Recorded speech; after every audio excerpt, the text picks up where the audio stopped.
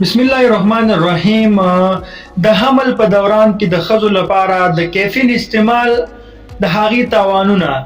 دوستانو یو تحقیق ثابته کړې ده چې هغه میندې چې حمل لري باید د کیفین لرلو درملو او د خوړو څخه ډډه وکړي. د مثال په ډول لکه پیناډال ایکسټرا ګولېګانې او منیډال ګولېګانې او هغه درمل نور هم چې په کومې کیفین شامل دي د ماشوم لپاره د مور په نس کې ډیر تاواني ثابتېدی شي، ډیر یو خطرناک ثابتېدی شي، د ماشوم قد سره ګروت نه کوي.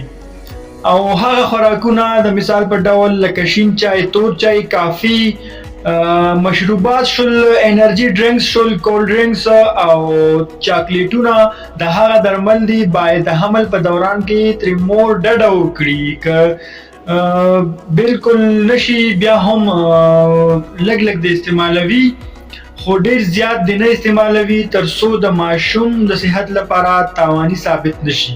دوستانو دا ویډیو شیر کړئ تر څو ټول خلک ترې خبر شي او د ماشوم لپاره یو ښه ژوند ثابت شي.